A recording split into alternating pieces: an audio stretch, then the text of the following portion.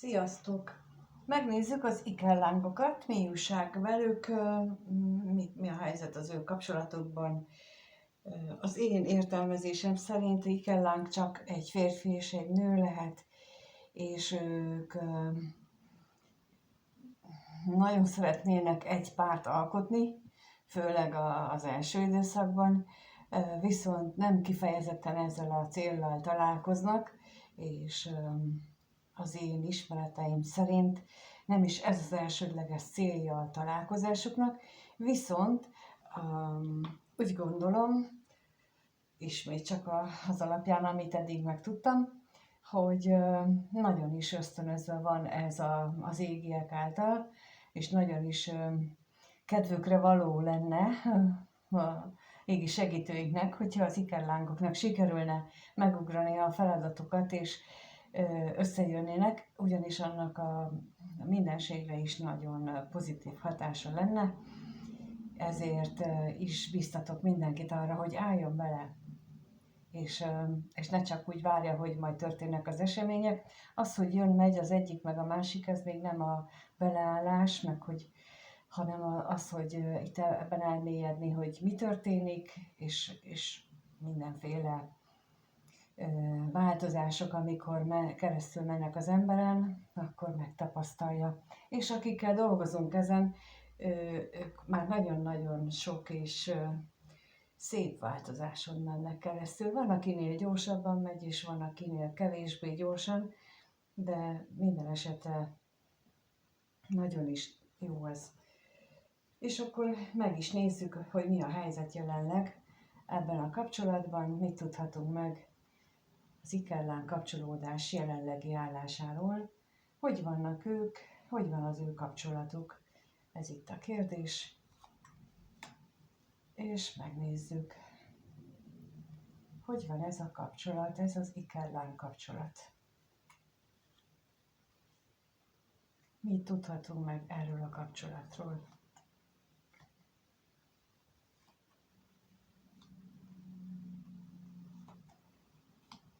Nos, ez alapján úgy látom, hogy az érzésekkel itt abszolút nincs probléma, megkövesedett, szinte elbonthatatlan, megbonthatatlan, elszakíthatatlan mély kötelék van közöttük.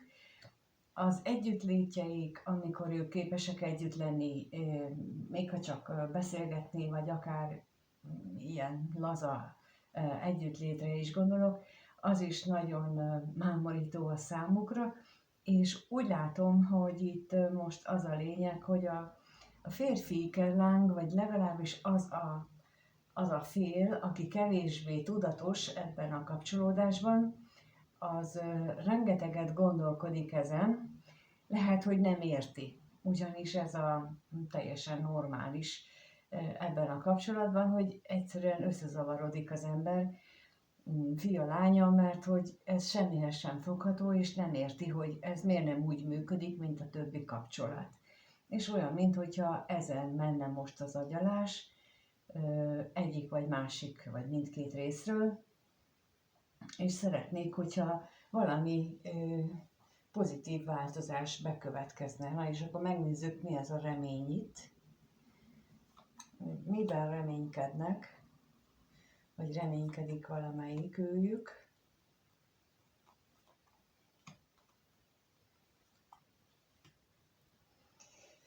Leginkább abban, hogy hogy ebben a bizonytalanságban lenni. Úgy látom, hogy akikről ez szól, ők vagy nem jártak nálam, és nem, vagy ha jártak, akkor nem jutott el teljesen hozzájuk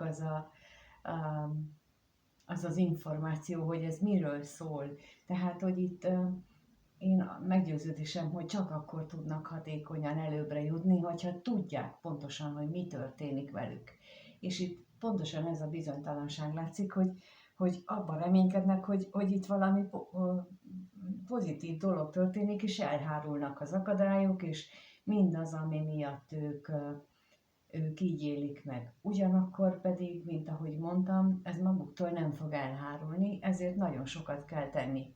Ezért találkoznak, tehát maga ez a cél, és itt semmilyen ima nem segít. Itt kemény önmunka segít, az az egyetlen, és belátás, és egy csomó ilyen dolog, az, ami ezen tud változtatni. Úgyhogy itt az látható, hogy itt valamelyikőjüknek ezek a reményei vannak itt nagyon hangsúlyosan. Ha megnézzük még itt a levelet, hogy mit tudhatunk meg arról.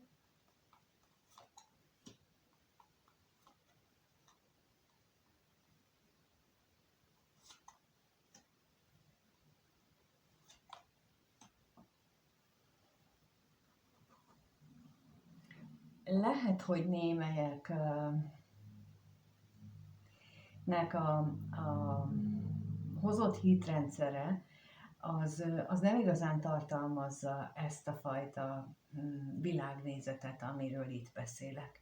Mert ez bizony egy teljesen más hozzáállást szükségeltetik ebben az ikellán kapcsolódásban. Itt ez a langyos víz, hogy hiszünk is, meg nem is, meg csak kártyaolvasást nézzünk, de abból biztosan nem lesz fejlődés, és ráadásul itt úgy látom, hogy valamelyikőjük, vagy mindkettőjük ezzel szembesül, hogy itt valami más dolgok történnek, és amire nincsen emberi ésszel magyarázat, és ezért első próbálkozásként szerintem mindenki megpróbálja hátrahagyni ezt a hülyeséget, amit itt a kártya mutat, meg amit így mindenki itt mondogat. És olyan, mintha most egy ilyen energiába toppantunk volna bele. Na, megnézzük akkor, hogy hogyan gondolkodnak ők egymásról, mit gondolnak egymással kapcsolatban az ikerlánk tagjai. Kettőt kérnék szépen, hogyan gondolkodik egymásról az ikerlánk férfi és a női tagja. Először a férfi, mit gondol a női férről? Kettőt kérek. És a nő mit gondol a férfiről?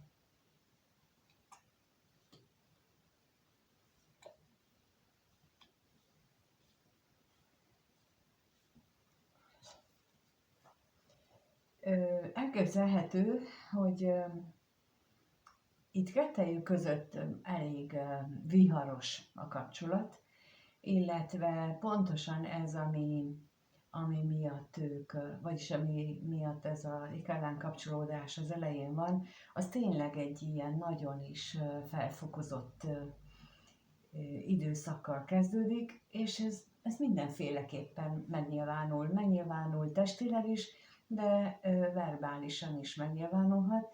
Ugyanakkor ilyenkor nagyon is elárultnak érezheti magát az ember, fia, lánya, bármelyik, vagy mindkettejük, és ez is ott van a ikellán férfi gondolataiban. Na, nézzük, hogy mit jelent itt a bosszúság.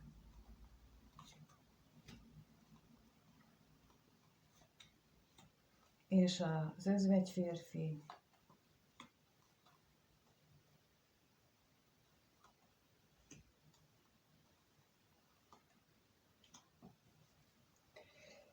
Hát a bosszúság, ezek a határozottan mély érzések, és ennek a megélése és ennek a felbolygató hatása az, ami tényleg kibillenti az embert a megszokott dolgaiból. Ugyanakkor pedig, mint ahogy mondtam, nagyon magányosnak is tudja érezni a másik nélkül magát, és itt is ez mutatja, hogy a távolság az valami őrült nagy hiányt mutat. Tehát a másiknak a távolsága az egy hiányállapotot él meg ilyenkor az ember. És mondom, főleg ez az elején van, addig, ameddig nem tanulják meg kezelni ezt a kapcsolatot, de ahhoz kell a tudatosan, hogy magammal tudjam, hogy mit csináljak. Na, megnézzük, akkor itt a női fél úgy éli meg, hogy reménytelen ez az egész. Mármint lehet, hogy az a reménytelen, hogy elengedni. Meg is nézzük, akkor rákérdezünk, mi ez a veszteség itt.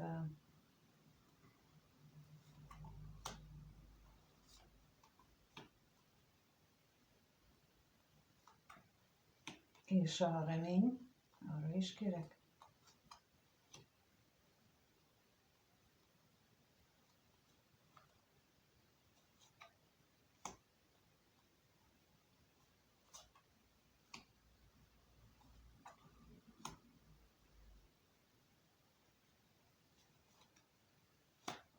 Igen, ez az a reménytelenség, amit már mondtam, hogy ezt a korábbi kapcsolatokhoz hasonlóan próbálja az ember hátrahagyni, és ez a reménytelen, hogy ezt nem lehet. És újra szembesül azzal, hogy ugyan a találkozások, vagy felidézi, inkább így mondom, mert ezt nem tudja nem felidézni, hogy amikor találkoztak, akkor mi történt, hogy voltak, milyen érzések voltak, és hogy ez egyébként meg mennyire megváltoztatta magát az embert. Időnként olyan teljesen kifordul önmagából, aki így találkozik az ikerlángjával, legalábbis egy időre biztosan. Tehát, hogy így nagyon. És itt a női részről ezt láthatjuk, hogy ezen gondolkodik, hogy mit csinált vele a férfi, vagy ez hogyan van. Megnézzük az érzéseiket, mit tudhatunk meg az érzéseikről, az egymással kapcsolatos, vagy egymáshoz fűződő érzéseikről. Itt ahhoz is kettőt kérek. Mit érez a férfi ikerláng a nő iránt? Milyen érzései vannak? Mit tudhatunk meg? És a nő a férfiről vele kapcsolatban mit érez? Hát igen, itt azt lehet látni, hogy a férfi az tulajdonképpen olyan, mintha rohanna hozzá, és valamiféle égi tüneményt, égi ajándékot látna benne, tehát ilyen nagyon magasztos érzést él meg vele kapcsolatban.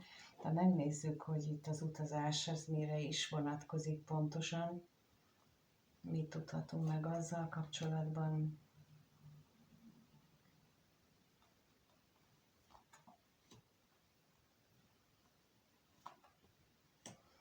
És az állandóságra is kérek.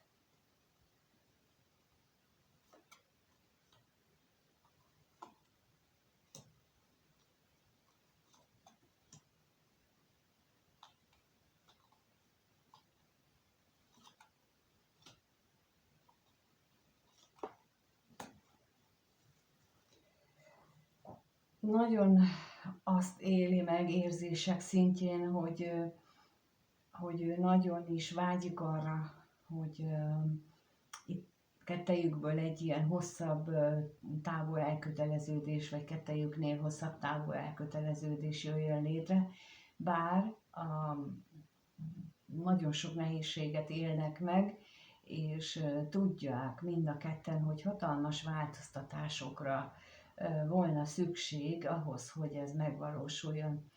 És ők még csak a fizikai síkot nézik, és még így is látják, vagyis így is érzik, hogy hatalmas változtatásra lenne szükség, és nagyon sok esetben igazából ezt nem tudnák megcsinálni, ha nincs meg hozzá a lelki változás. Mert ugye az ikerlángoknál nagyon jellemző az, hogy két véglet találkozik. Tehát teljesen eltérő társadalmi osztálybeliek találkoznak, korbeliek, tehát sokkal fiatalabb az egyik, mint a másik, és ezt nem lehet, nagyon sokszor nem lehet áthidalni, kivéve akkor, hogyha megtanulunk egy teljesen más nézőpontot és teljesen más gondolkodási módot, és ez az, ami aztán majd lehetővé teszi azt, hogy ezt az akadályokat átugorjuk, és tulajdonképpen aztán majd később az együttlétet is, És ezért mondtam az elején, hogy bizony megvannak ennek a lehetőségei, és támogatják is az égiek, de hát ez nem egyszerű, amit itt meg kell valósítani. És közben a női ikellennel meglátjuk, hogy ő nagyon-nagyon szeretne egy megújulást kettejük között. Nézzük itt a gyermekről, mit tudhatunk meg.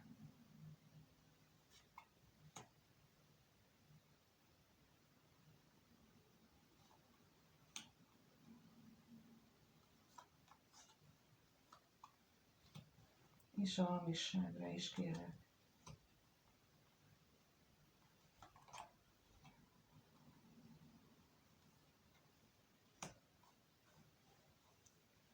Nagyon erős félelmek vannak benne, mindentől tulajdonképpen, hogy ami történik velük, hogy az nem is lesz, vagy nem lehet abból valóságot létrehozni, de itt nem szeretném ismételni magam, ez csak azért van, mert ő nagyon fizikai síkon nézi ezt a kapcsolódást, és azon a síkon erre biztosan nincsen megoldás.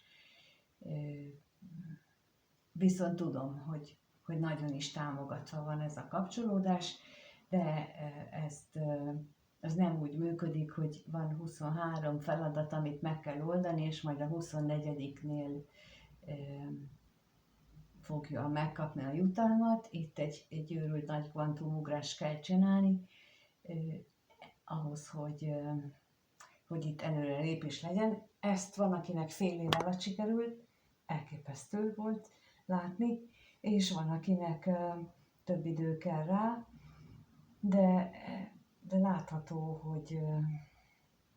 hogy van, hogy működtethetők ezek a dolgok. Ha megnézzük akkor, hogy mire számíthatunk, mi lesz náluk, hogyan alakul ez az ikellán kapcsolódás, mert érzések vannak jócskán, remények és vágyak is, de hogyan alakul ez a kapcsolódás a következő 1-2 hétben, lássuk.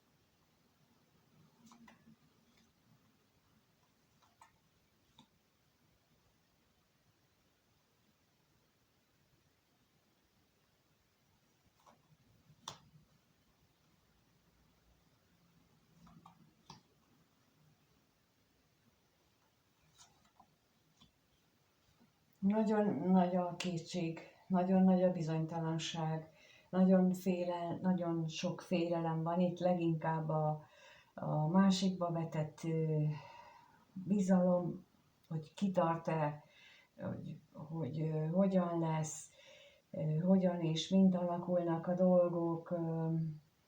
Itt tényleg itt rengeteg kétséget látok. De akkor nézzük meg a bírót. Konkrétan tudhatunk-e valamit erről?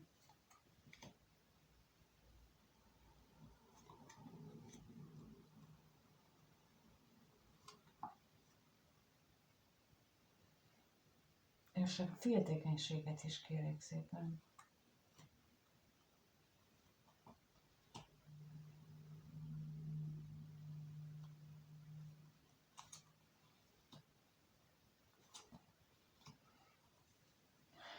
Inkább úgy látom, hogy a női részről van az, hogy nem lesz ebből semmi. Őnála nagyon erősen érzékelem ezt az energiát, hogy ilyen nagyon lemondó. Ez nem jelenti azt, hogy ő a tudatosabb fél, az se, hogy nem ő, bármelyik őjük lehet. És az sem jelenti azt, hogy az egyik őjük tudatosabb, hogy ő már hallott róla. Egyáltalán nem jelenti azt. A tudatosabb fél az nekiáll és elkezdi az ő munkát. Mert ő tudja, valahol mélyen a lelke mélyén, ott ő már hallja, ő már kommunikál mondjuk ilyen szinten az intuíciójával, és meghallja annak a suttogását, hogy menjünk előbbre, menjünk.